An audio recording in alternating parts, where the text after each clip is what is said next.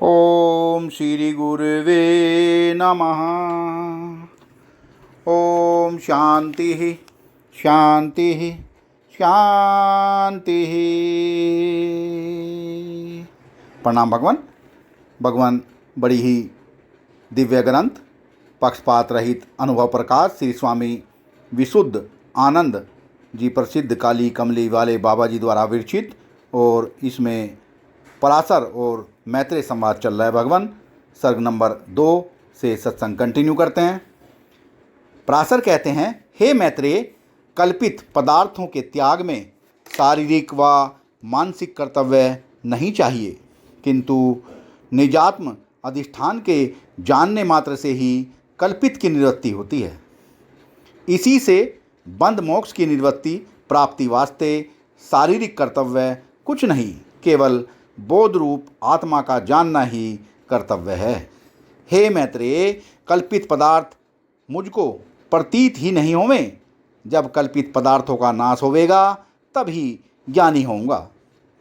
ऐसे नहीं जानना, किंतु कल्पित पदार्थों की प्रतीति होते भी तिनको अधिष्ठान रूप जानना व तिनका मिथ्या तत्व अर्थात अभाव जानना, यही कल्पित पदार्थों का नाश त्याग है, यही ज्ञानीपना है। हे मैत्रेय, कोई ऐसा मानते हैं जो खाता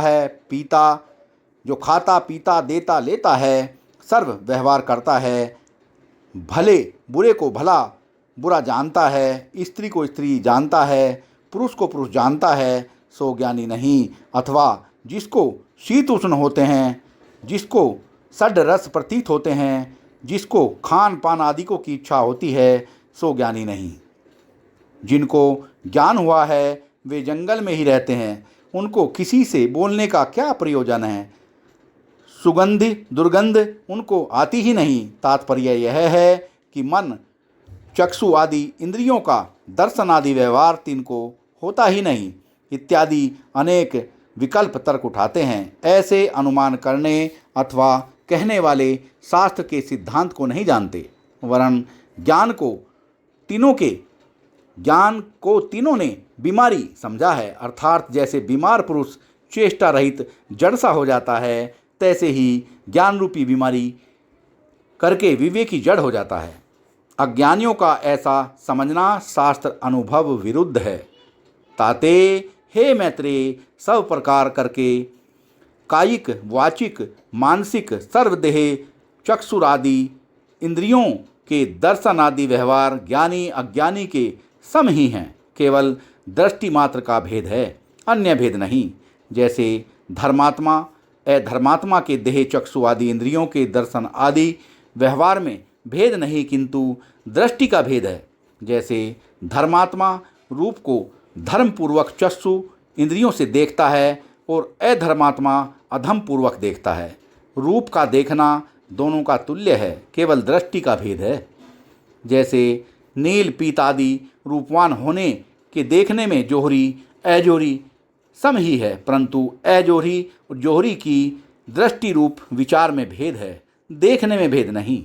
जैसे ब्रह्म स्थल में सर्व पुरुषों के चक्षु का रज्जु आदिक पदार्थों से संबंध तुल्य ही है, परंतु सदोष चक्षुवान को रज्जु में सर्प भान होती है और निर्दोष चक्षुवान को रज्जु ही भान होती है।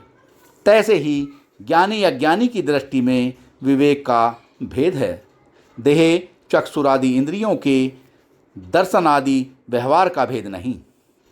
अथवा ज्ञानी के सिर में श्रृंगादिकों की विलक्षणता नहीं होती। कोई देह इंद्रियों आदिकों के रोग बिना दर्शन आदि व्यवहार की बाधा नहीं हो सकती। हे मैत्रेय, देह इंद्रियों के दर्शन आदि व्यवहार की बाधा मानेंगे तो पूर्व दत्तात्रेय वामदेवादिक परमहंसों के वशिष्ठादिक ब्रह्म ऋषियों के जनक आदिक राज ऋषियों के देह चक्षुरादि इंद्रियों का दर्शन आदि व्यवहार वर्तमान विद्वान पुरुषों के समान ही सुनने में आता है, अन्यथा नहीं। वरन ब्रह्मा विष्णु शिव आदिकों के भी देह चक्षुरादि इंद्रियों के दर्शन आदिक व्यवहार अस्मद आदिक जीवों के समान ही सुनने में आते हैं, विलक्षण नहीं। कोहते आदि। ईश्वर की नियति ऐसे ही हुई कि देह इंद्रियों का दर्शन आदि व्यवहार ब्रह्मा से लेकर चींटी पर्यंत ज्ञानी अज्ञानी सर्वजीवों का सम ही होगा। इस ईश्वर संकेत को अब तक कोई भी उल्लंघन नहीं कर सकता। सत्संग को विराम देते हैं भगवान। प्रणाम भगवान।